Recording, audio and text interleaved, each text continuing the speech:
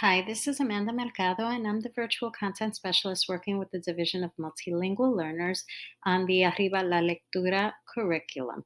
Today, I will be demonstrating how you can use a Jamboard with this enhanced lesson that can be found on TeachHub.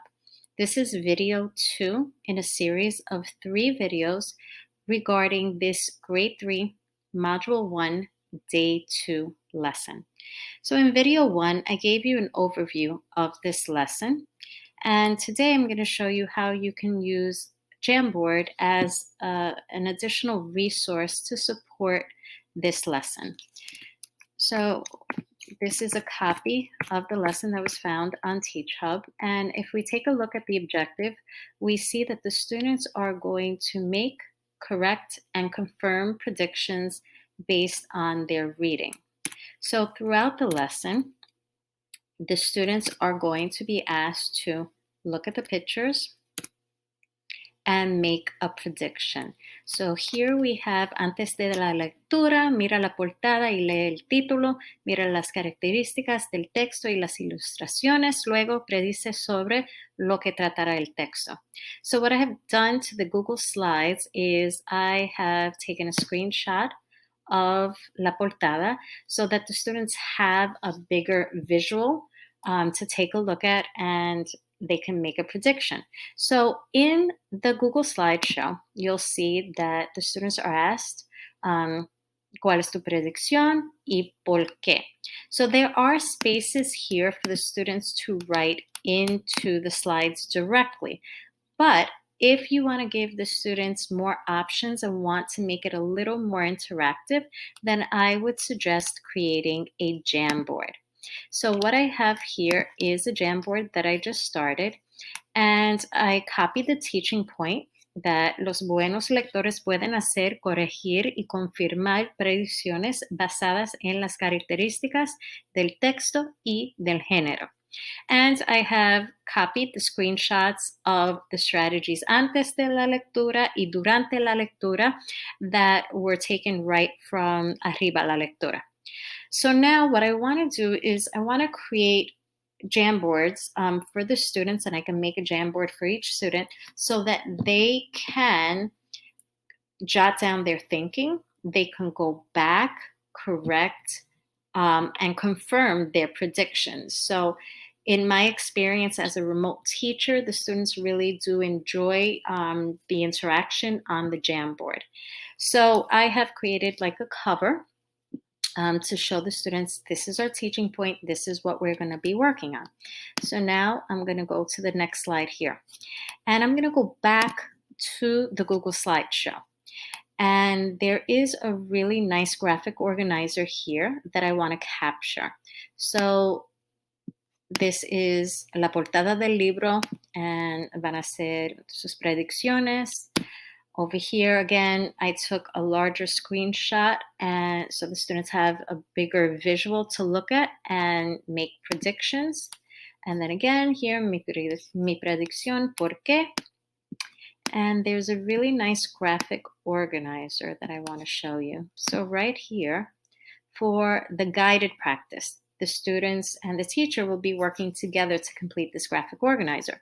But I thought that this would be a nice graphic organizer to give to the students during the lesson so that they can continue to record their observations and correct them, because on the Jamboard, they could easily cross it out and they could write their new predictions. So what I'm going to do is take a screenshot of this graphic organizer.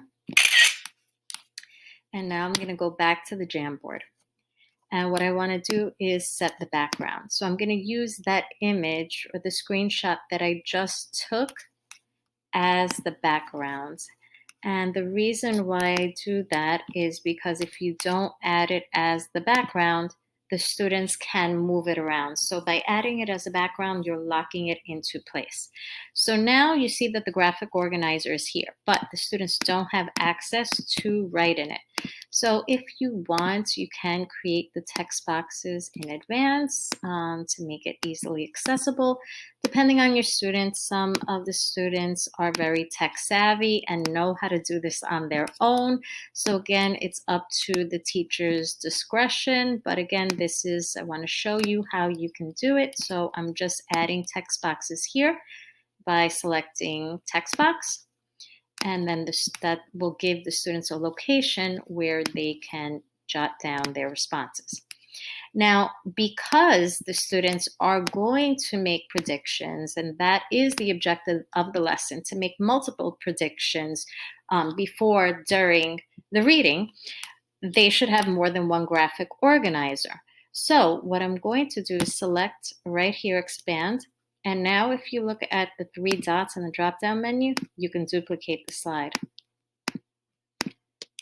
So here you can give them multiple opportunities for them to make a prediction, and then they can confirm it, or they can correct it and they can write their new prediction. So now they have multiple opportunities. I think what I would also like to do is perhaps add a page number so that we know exactly what page the students are referencing. So here I could write página, número, just write página for now, and then give them a little blank space so that they can jot down, this was my prediction on page 2, or this was my prediction on page 4, so that you can know exactly where the students were thinking and where they confirmed and corrected their predictions.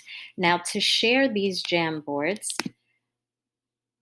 you select share, and you want to make sure that it's not restricted, because if it is restricted, then the students may not have access. So one thing that you can do is change the settings so that anyone with the link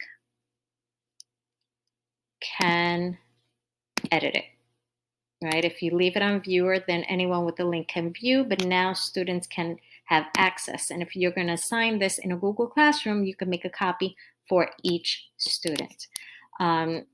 So again, both of these work nicely together. If you are teaching the lesson remotely, you could present your screen in the Google Class Meet and give the students access to the Jamboards, create Jamboards for each student so that the students can be doing both things at the same time. So I hope that I was able to show you a new strategy that you can use while teaching this lesson. And in video 3, I'm going to demo and give you a student-facing lesson. So thank you for watching, and I look forward to showing you more.